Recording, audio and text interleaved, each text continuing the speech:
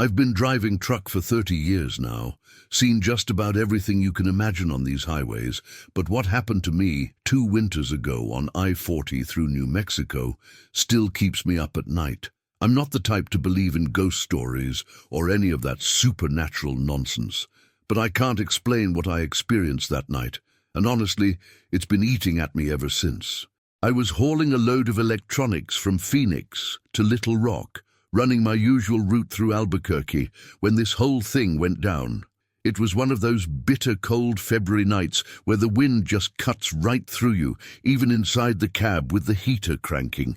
The kind of night where you see your breath fog up the windshield and you're grateful to be inside something warm instead of out there in that freezing desert. I remember checking my watch around 1:45 a.m., thinking about how I'd probably need to grab some coffee at the next truck stop to keep my eyes open. Traffic was practically non-existent, just me and the occasional car passing by every 10 or 15 minutes. That stretch of I-40 through the middle of nowhere, New Mexico, is lonely as hell even during the day. But at night, it feels like you're driving through the end of the world. That's when I saw her in my headlights, maybe 2 miles past the Moriarty exit, standing right there on the shoulder like she'd just appeared out of thin air.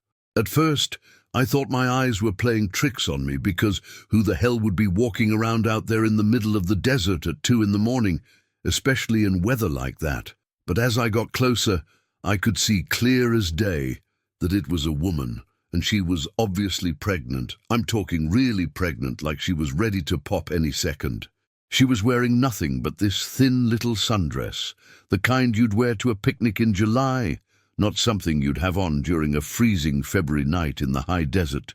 Her arms were wrapped around herself, and she was shivering so hard I could see it from the cab of my truck. The poor thing was waving her arm, trying to flag me down, and I could see the desperation in her face even from that distance.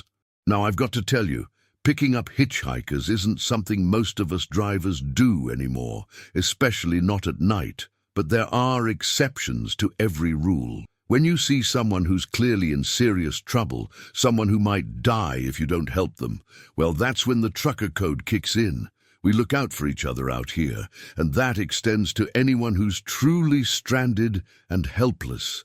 I hit the air brakes and pulled that Peterbilt over to the shoulder, hazards flashing, because there was no way in hell I was leaving a pregnant woman out there to freeze to death. As soon as I stopped, she came running toward the truck as fast as her condition would allow, which wasn't very fast at all. I could see she was crying, tears streaming down her face, and she looked absolutely terrified. I rolled down the passenger window and called out to her, asking if she was okay, though it was pretty obvious she wasn't.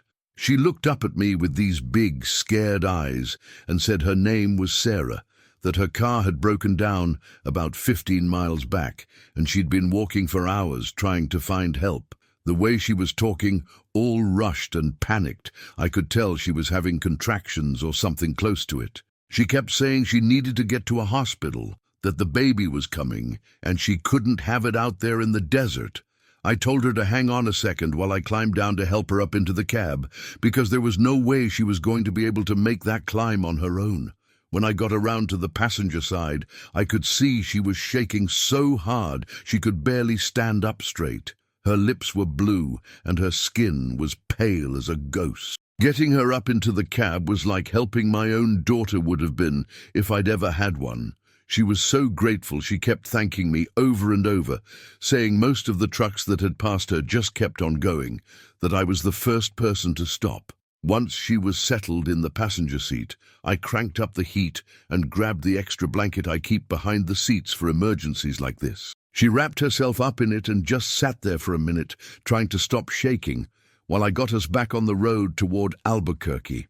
I asked her how far along she was, and she said she was due any day now, that she'd been staying with friends in some little town I'd never heard of when her water broke. She said she was trying to get to Presbyterian Hospital in Albuquerque because that's where her doctor was, but her piece of crap car gave out on her somewhere between Moriarty and Edgewood. I told her we'd have her there in about 3 hours, maybe less if I pushed it a little, and that seemed to calm her down some. She asked if I had any coffee, and I handed her my thermos of black coffee that I'd made at the truck stop in Flagstaff. She drank it like it was the best thing she'd ever tasted, holding that cup with both hands to warm them up. As we got rolling down I-40 toward Albuquerque, Sarah started to relax a little bit, though I could tell she was still in pain.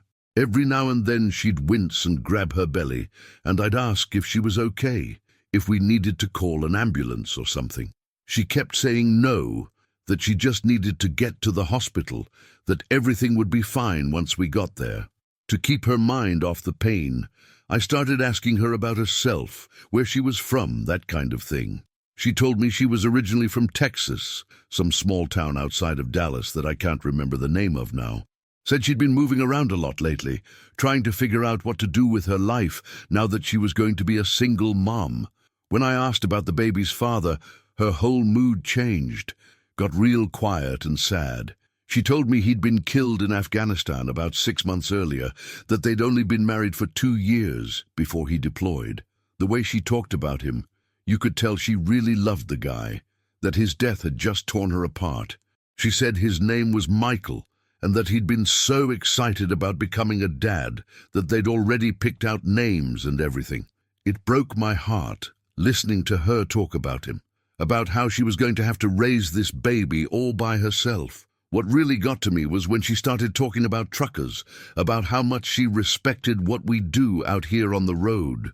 She said her father had been a long-haul driver when she was growing up, that some of her best memories were riding with him during summer breaks when she was a kid. She talked about the CB radio chatter, the truck stops, the way truckers looked out for each other like a big family spread out across the highways. Then she said something that really hit me hard. She said she hoped her baby would grow up to be a trucker like her dad had been, that it was honest work and truckers were some of the most decent people she'd ever known. Now, I've been driving truck for 3 decades, and I've never had kids of my own, never found the right woman to settle down with, I guess. So hearing this young woman talk about wanting her son to follow in her father's footsteps, it really choked me up.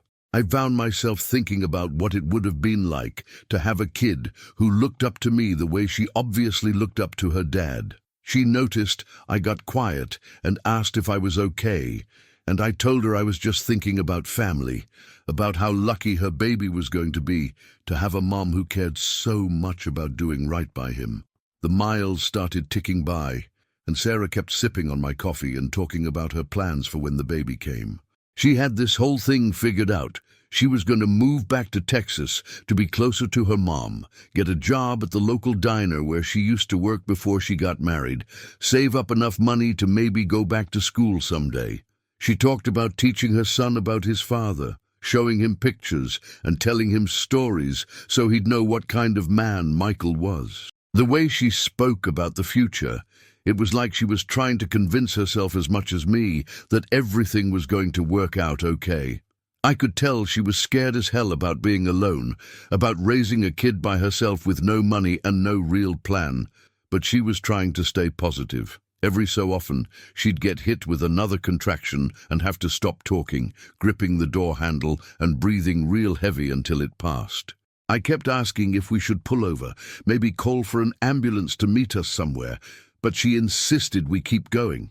She said the contractions weren't coming that close together yet, that we had time to make it to the hospital. I wasn't so sure, but she seemed to know what she was talking about, so I kept the hammer down and focused on getting us to Albuquerque as fast as I safely could. Around 4:30 in the morning, we started seeing the lights of Albuquerque in the distance, and Sarah got real excited, saying we were almost there. She asked me if I knew where Presbyterian Hospital was, and I told her I'd been there before when another driver had a heart attack a few years back, that I could find it no problem. She seemed relieved and started gathering up the blanket, getting ready like we were almost done with this whole ordeal.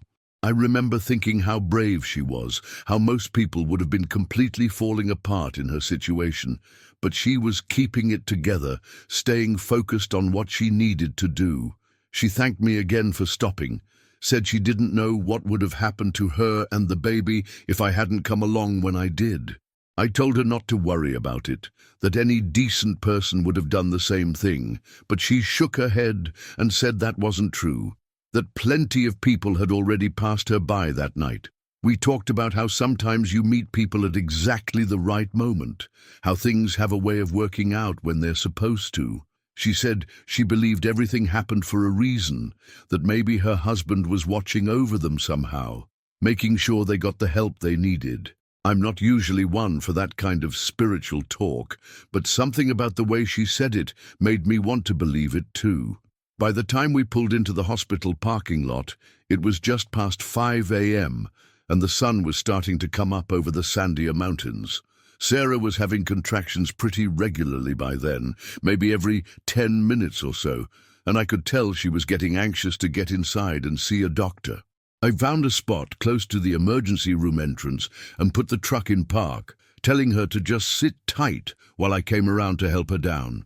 The cab of a Peterbilt sits pretty high off the ground, and there was no way she was going to be able to climb down by herself, especially in her condition. I grabbed my jacket from behind the seat, thinking she might need it since that thin dress wasn't going to keep her warm in the morning air. When I opened my door and stepped down onto the pavement, I could hear her moving around inside the cab, probably getting ready to slide over to the passenger door. I walked around the front of the truck, keys jingling in my hand, already thinking about how I was going to explain to the ER staff what was going on.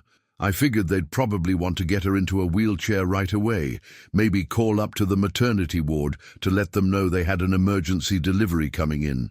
The parking lot was pretty quiet, except for a few cars scattered around and an ambulance parked over by the main entrance. When I got to the passenger side and reached up to open the door, my heart just about stopped. The cab was completely empty.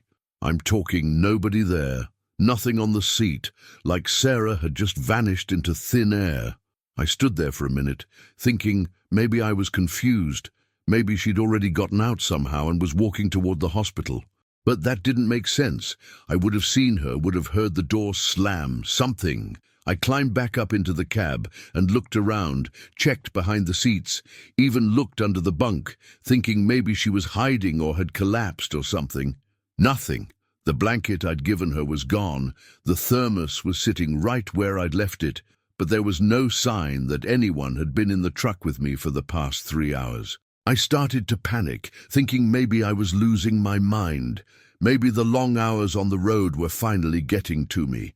I jumped down and started walking around the truck, calling her name, looking under the trailer, checking every possible place she could have gone.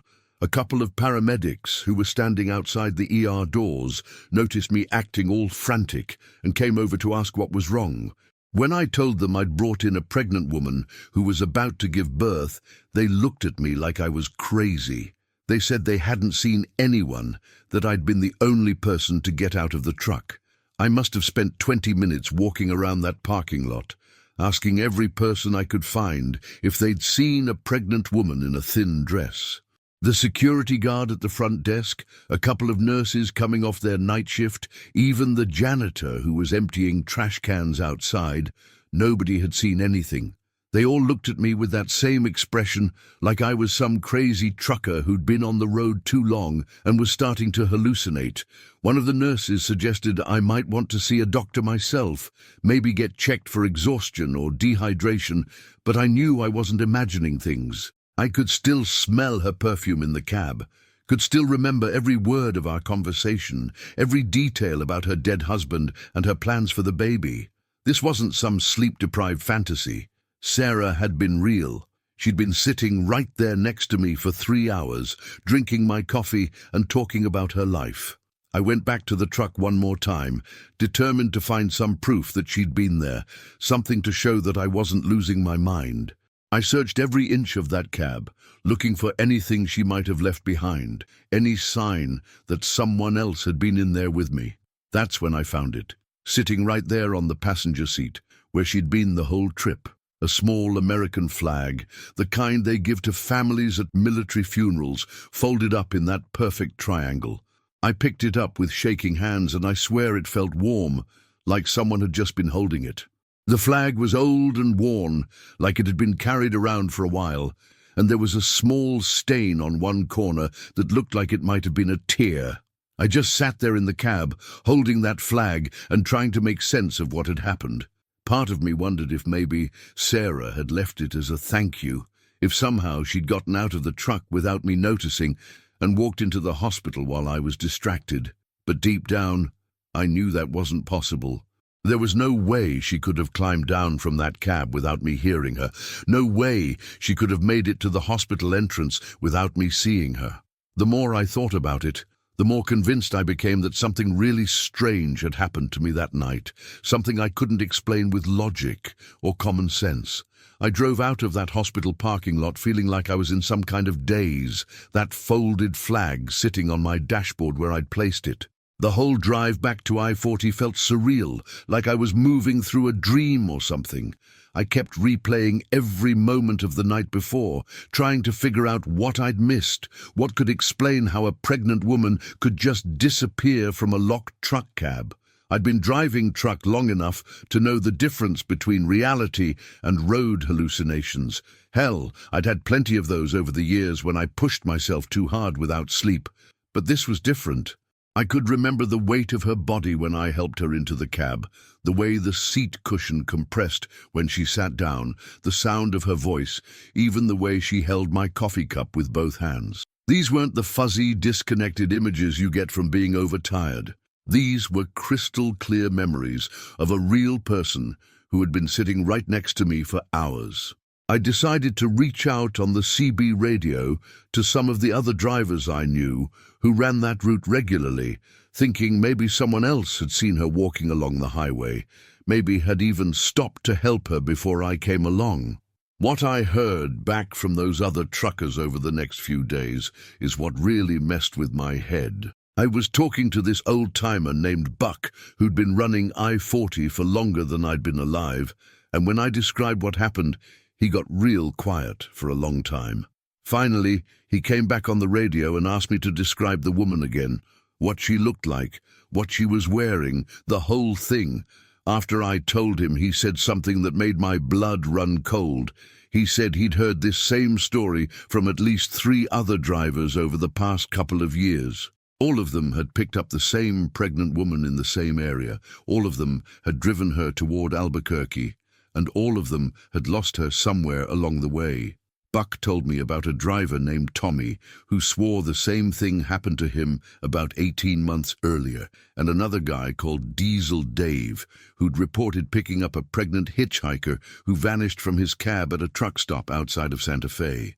None of them could explain it, and all of them had started to think they were going crazy until they heard similar stories from other drivers. That's when Buck told me something that made everything click into place, even though it didn't make it any less terrifying.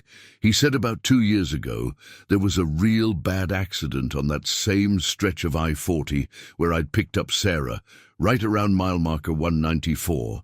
A young woman named Sarah Martinez had been driving alone from Texas to Albuquerque when her car broke down in the middle of the night during a winter storm. She was 8.5 months pregnant and had been trying to walk to get help when she got hit by a drunk driver who didn't even stop. Buck said the story made all the local papers because it was so tragic.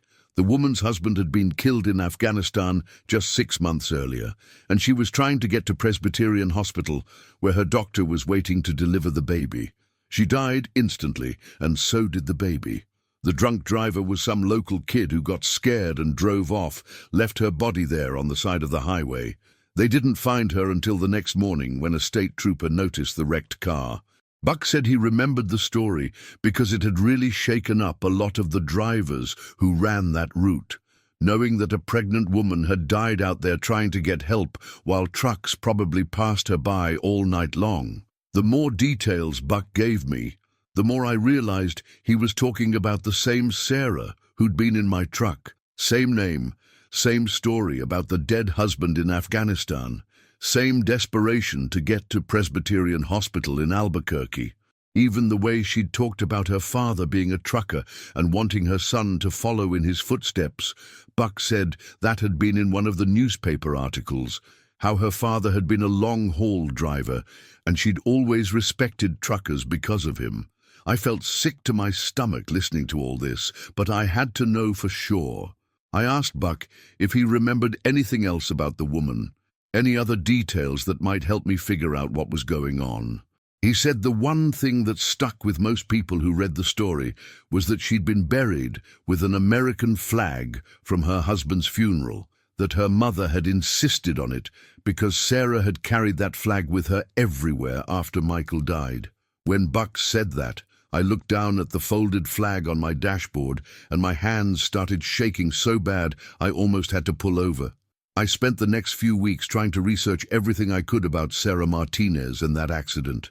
I'm not much of a computer guy, but I went to the library in Amarillo and had one of the librarians help me look up old newspaper articles online. Sure enough, there it was, the whole story laid out in black and white in the Albuquerque Journal from February 2022. The photo they used was a wedding picture of Sarah and her husband Michael, and I swear on my mother's grave it was the same woman who'd been sitting in my cab that night. Same face, same eyes, same everything. The article said she'd been staying with friends in Moriarty when she went into labor, that she'd tried to drive herself to the hospital, but her car died on I-40. They found her body about 3 miles from where I'd picked her up, wearing a thin maternity dress and carrying a folded American flag in her purse. The drunk driver who hit her was some 19-year-old kid from Santa Fe who eventually turned himself in 2 weeks later. He got sentenced to 8 years for vehicular manslaughter, but that didn't bring Sarah or her baby back. Reading that article felt like getting punched in the gut, but it also answered a lot of questions about what had happened to me that night. The thing that really got to me was how the article described the investigation. The police had talked to dozens of truckers and other drivers who'd been on I-40 that night, trying to figure out if anyone had seen Sarah walking along the highway or if anyone had stopped to help her. Nobody came forward. The cops figured she'd probably been walking for hours in the freezing cold, probably flagging down cars and trucks, but nobody had stopped to pick her up. The article quoted one of the investigators saying it was a tragedy that could have been prevented if just one person had been willing to help a stranger in trouble. When I read that, I realized why Sarah, or whatever she was, had seemed so grateful when I picked her up, why she'd kept saying that most truckers had just passed her by. In life, that's exactly what had happened.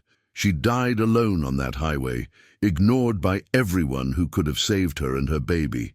Now somehow, she was still out there, still trying to get to that hospital, still hoping someone would stop and help her finish the journey she never got to complete. I started carrying that flag with me everywhere after that, kept it right there on my dashboard where I could see it every day. Sometimes other drivers would ask about it, and I'd tell them it belonged to a friend who didn't make it home from the war, which wasn't exactly a lie. I'd never told anyone the whole truth about that night, except for Buck and a few of the other old-timers who'd heard similar stories. Most people would think I was crazy, and honestly, there were days when I wondered about that myself, but every time I looked at that flag, I could remember Sarah's voice, the way she'd talked about her husband Michael, how she'd hoped her son would grow up to be a trucker like her father. I'd never been a religious man, never put much stock in ghosts or spirits or any of that stuff, but I couldn't deny what I'd experienced. That woman had been as real as anyone I'd ever met, at least until the moment she wasn't. I figured maybe she was stuck somehow. Maybe she kept trying to complete that final trip to the hospital, looking for someone who would give her the help she never got when she was alive.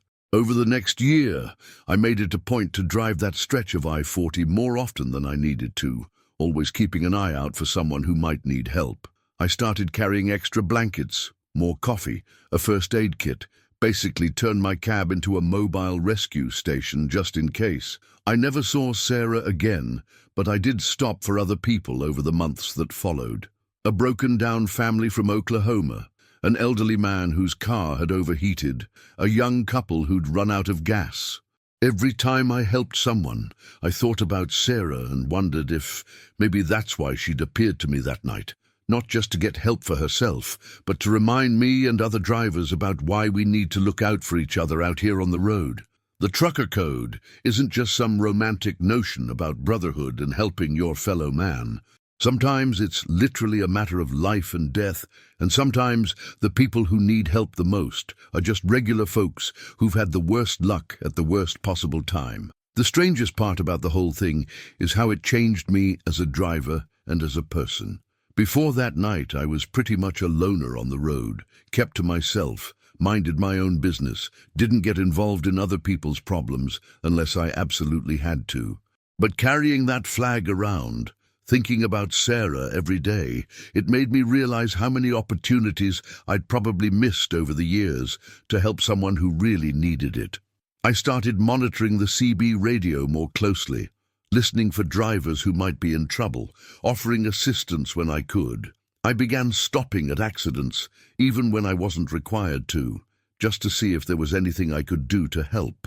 It sounds corny, but Sarah's story made me understand that we're all just trying to get somewhere, and sometimes the difference between making it and not making it comes down to whether some stranger decides to care enough to stop. I've probably helped more people in the past 2 years than I did in the previous 28 years of driving, and every time I do, I think about that night and wonder if maybe Sarah is finally at peace, knowing that her story convinced at least one person to be better. But here's the thing that still keeps me up at night sometimes. I don't know if what happened to me was real or not, and I'm not sure it matters. Maybe I did hallucinate the whole thing because I was tired and stressed, and maybe I just happened to read about Sarah's accident later, and my brain connected the dots in a way that made sense. Maybe that flag was already in my cab from some other trip I'd forgotten about, and my mind just created this elaborate story to explain it. But even if that's true, even if none of it actually happened the way I remember it, the end result is the same. I became a better person because of that night, more willing to help others, more aware of the responsibility we all have to look out for each other. Sometimes I catch myself looking in the rearview mirror when I'm driving through that stretch of desert, half expecting to see a pregnant woman in a thin dress walking along the shoulder. Part of me hopes I never see her again, because that would mean she found whatever peace she was looking for. But part of me also hopes that if she does appear again, I'll be ready to help her finish that journey she started over 2 years ago.